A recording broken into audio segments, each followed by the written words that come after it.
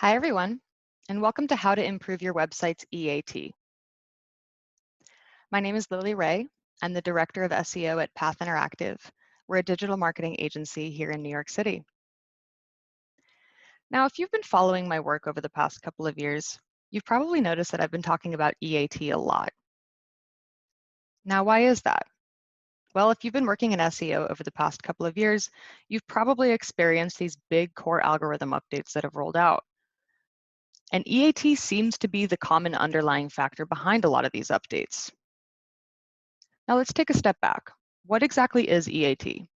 Well, according to Google, EAT is defined as expertise, authoritativeness, and trustworthiness of the creator of the main content itself, as well as the website. Now, is EAT a ranking factor? No, that's not exactly how this works. It's not like something like keywords in your title tag, using HTTPS, or considering your page speed. However, EAT is a growing trend in SEO, and it's definitely something worth paying attention to. In Google Search Quality Guidelines, EAT is actually mentioned 135 times.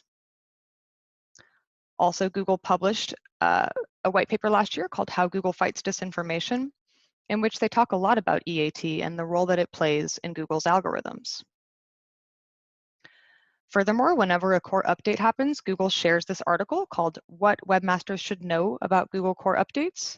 And there's a dedicated section to EAT, why it's important, how it's used, and why you should consider it if your site has been affected by a core algorithm update. So how exactly does EAT work? Well, the concept of EAT originated in the 2014 version of Google Search Quality Guidelines. This is an 160 plus page document that explicitly defines what Google considers to be high or low quality content. Now, how does this process all work? Well, Google conducts evaluations with search quality raters in which they use the search quality guidelines to educate the raters and to teach them what's considered to be high and low quality content.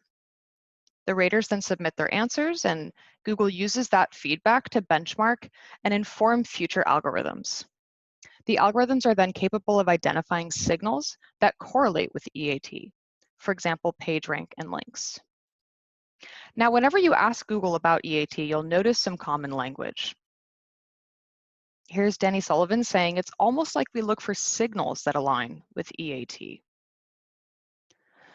Also, in How Google Fights Disinformation, they use that same language. They say Google's algorithms identify signals about pages that correlate with EAT, and that the best known of these signals is PageRank. So I think it's really important to focus on that key phrase, signals that align with EAT. So has Google confirmed exactly what these signals are? Unfortunately, no, except for PageRank and links. So does that then imply that on-page signals aren't part of Google's EAT evaluations? No, that's certainly not the case. It's just that Google hasn't explicitly confirmed which signals are really part of EAT. Now, believe me, I've been trying to get more information about this for a long time. This was me sitting in a room with Google, and the very first question I asked was, hey guys, how exactly does Google measure EAT? I didn't really get a straight answer. It's almost like Google doesn't want to talk too much about the specifics of EAT. Now, why would that be the case? It's almost like SEOs love to spam things. Come on, guys, let's own up to it. Here's just a small example of the things that SEOs have spammed to death. We have Google+, we have meta keywords, blog comments, rel author, cloaking, all these nice things that we used to be able to use for SEO purposes that have since gone into the Google graveyard. And maybe Google doesn't want its secret sauce for analyzing EAT to end up in that Google graveyard. Or maybe it's because EAT is some part of a larger initiative by Google. Search engines and social media companies have been facing government scrutiny. This isn't a secret at this point. We have a lot of things in the news, like the fact that Google's been pledging $300 million to fight fake news. We have the government's scrutinizing Google and the other social media platforms. We have the tech giants talking about election security and reducing misinformation related to elections. Most recently, we have a lot of disinformation about coronavirus circulating, not only on the search engines, but also on the social media sites. And these companies have been grappling with this and really trying to figure out how they can reduce bad information and surface high quality content. Now, in a great study by Eli Schwartz, we have the fact that 77% of Americans have admitted to going online to diagnose their medical symptoms. Now, if you're like me and you've done this, you've probably experienced that the results are not always super trustworthy. So that's something that Google's well aware of. And for this reason, they created something called symptom cards in 2016. And this is just like any other search feature where you can get a lot of that information directly in the search results. But the way that Google sourced this information is by collaborating with a team of medical doctors that made up part of their knowledge graph. So people from the Harvard Medical School and the Mayo Clinic. And they're really just trying to ensure that they're providing the most trustworthy medical information directly in the search results. Now, as an interesting side note, there was something that The Atlantic disclosed last year called Project Nightingale, in which they mentioned that Google had secretly harvested tens of millions of medical records, such as patient names, lab results, diagnoses, and hospitalization records from more than 2,600 hospitals around the US. I also thought it was very interesting that Google acquired Fitbit around this same time. So it seems to be the case that Google's doing big things with health information. Now, again, this is just my personal speculation, but maybe something like this is on our horizon, a Google Health portal in which you can type your symptoms or your medical issues directly into Google and get that information in the search results themselves without the need to click on any other website, the same way that we currently have it for things like flights or jobs. But it is also interesting to note that the algorithm updates seem to be disproportionately impacting health and medical websites. So the August 1st, 2018 update was informally labeled medic for this exact reason. It really disproportionately affected sites in the health and medical categories. And we've seen a similar pattern with subsequent core updates. So websites that are in the natural medicine categories, wellness, rehab, illness prevention, have all really disproportionately felt the impact of these core updates. And this brings us to another acronym that Google's created called YMYL, Your Money, Your Life. So these are websites and content that can directly impact the happiness, safety, financial security, or overall well-being of their users. So what Google says about this is that they know they have an important responsibility to the users and the societies in which they operate to curb the efforts of those who aim to propagate misinformation or false information on their platforms. So again, this is just my personal speculation, but maybe all these things are connected. The fight against pseudoscience and misinformation online, the fact that Project Nightingale happened and Google acquired Fitbit, the fact that there's this fight against fake news and government scrutinizing Google. We have your money, your life content on the internet, as well as dangerous health advice. Maybe EAT is the common underlying principle that we can use to think about all these different issues that are impacting Google as well as the quality of its search results. So my personal definition for EAT is that it's Google's criteria for analyzing the trustworthiness of content as well as the people who publish it as a way to mitigate the spread of misinformation online. However, only Google themselves know exactly which signals factor into their EAT evaluations. So what does that leave us SEOs with? Well, we have speculation, we have data that we can look at, and we also have patents. So when it comes to patents, who others should we look at than Bill Slawski, who's published a fantastic article about a patent that was actually released at the same time as the Medic update called Google Using Website Representation Vectors to Classify Sites with Expertise and Authority. Now, what does this patent do? It uses neural networks to understand patterns and features behind websites as a way to then classify those websites. The classifications can include an expert level of sites in the health domain, an apprentice level, or a layperson level. And they're also based upon different levels of expertise. And the patent also indicates that it could be ranking pages on the basis of authority as well. Now, what might this look like in practice? So I thought it was really interesting to look at these two sites side by side. We have examine.com, which is the largest online database of unbiased, science-backed, evidence-based nutrition and supplement research online. Now, we also have a website called Buy Phentermine Online 24/7. Now, this is an online marketplace for phentermine, which is a weight loss supplement that claims to help with anxiety, increases your learning capacity, but it also causes rapid or irregular heartbeat, delirium, panic, psychosis, or heart failure. Now, what's interesting about these two sites side by side? Well, if you look at their organic visibility over time, you're going to see an interesting pattern. Perhaps Google is classifying these sites in the same way. With a handful of previous core updates, the sites saw similar patterns in terms of their organic visibility, including last year around July 17th, when both sites lost almost all of their SEO visibility on an unconfirmed Google update. Now, as of the January 2020 core update, there's a bit of a divergence happening. So maybe Google's realizing that these two sites are not so similar after all. So this could be an example of how Google's potentially classifying websites. Now, what's important to think about is that if your website is classified as a YMYL website, your EAT is going to be held to a higher standard. So what exactly can you do about that? Well, let's think specifically about the signals that align with EAT.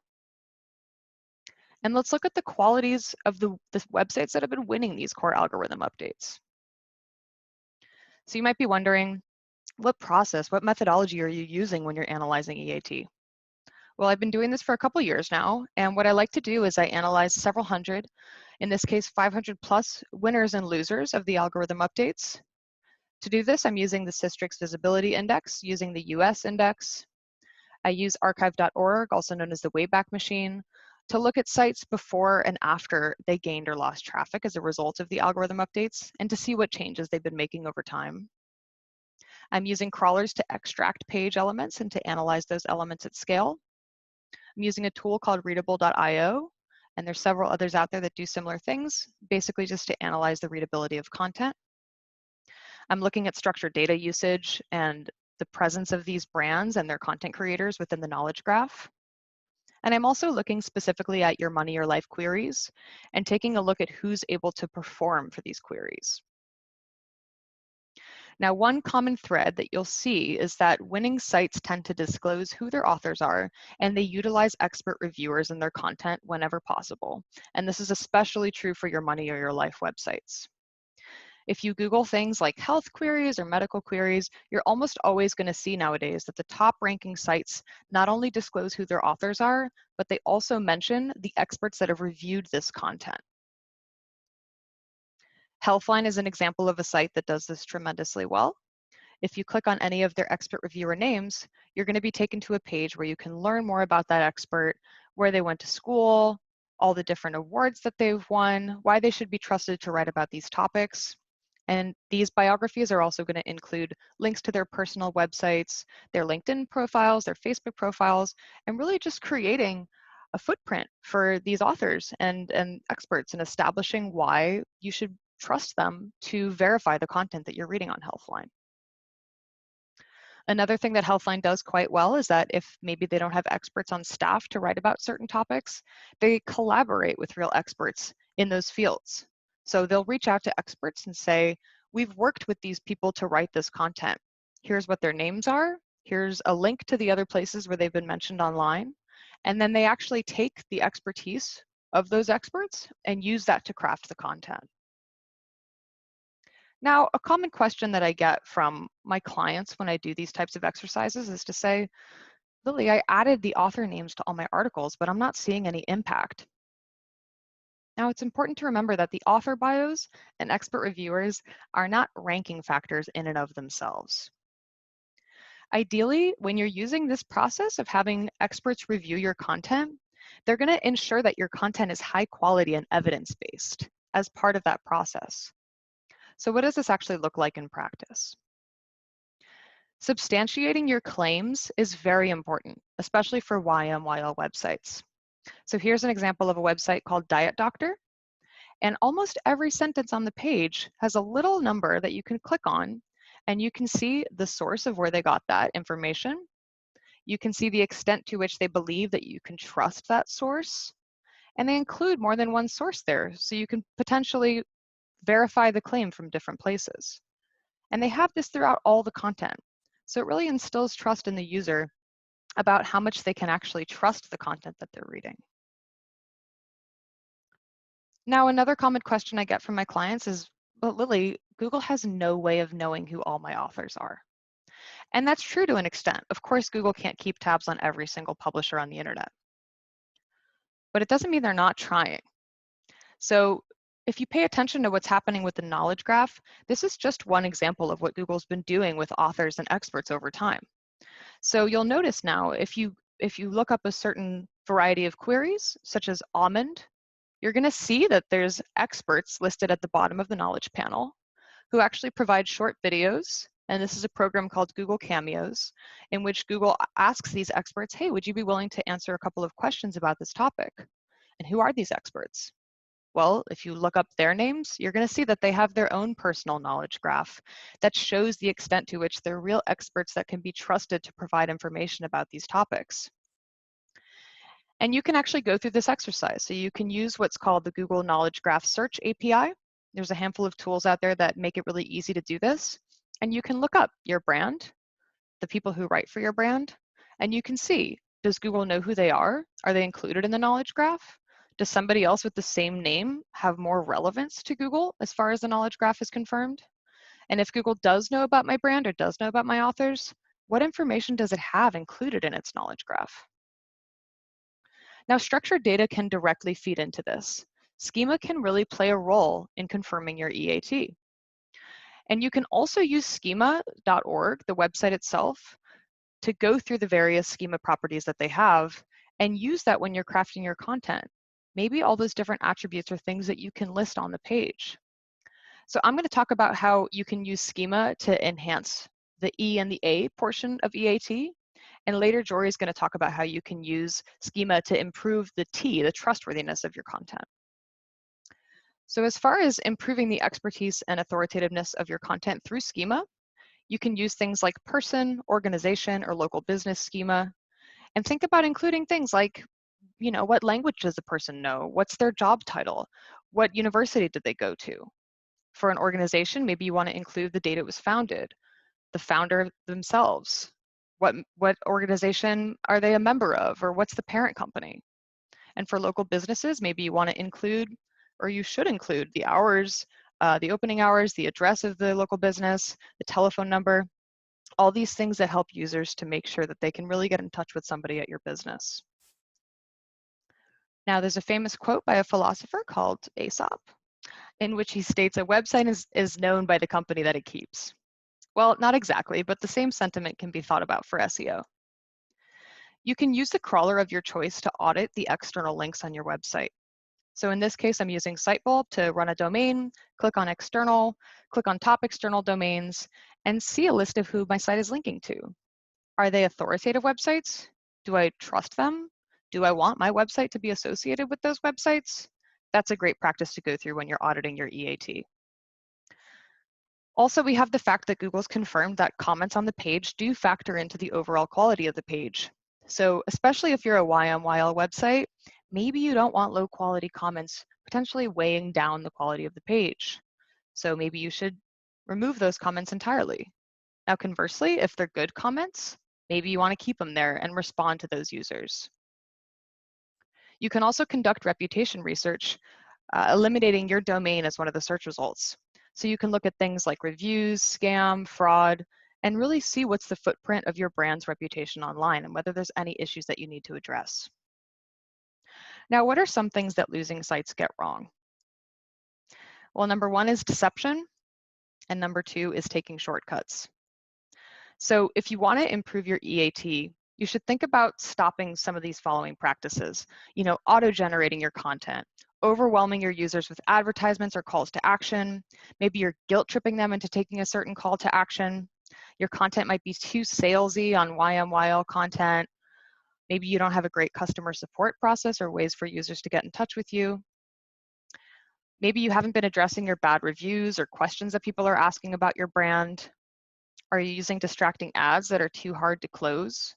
or producing a lot of meaningless SEO content that's good for search, but not necessarily good for your users? Or do you have a lot of low quality local landing pages, maybe in places where you don't actually do business? Are there mysteries about who your brand is or who your authors are and who's behind the content? Or maybe you've been engaging in a lot of paid link campaigns over the years that can really have an impact on how much search engines trust your site. Now, it's important to remember that EAT initiatives can't always be tied to confirmed SEO ranking factors, and that's okay. Improving your EAT requires a serious consideration of what's best for your users and not just for search engines. And with that, I hope you enjoy the rest of the SEJ Summit. Goodbye, everyone.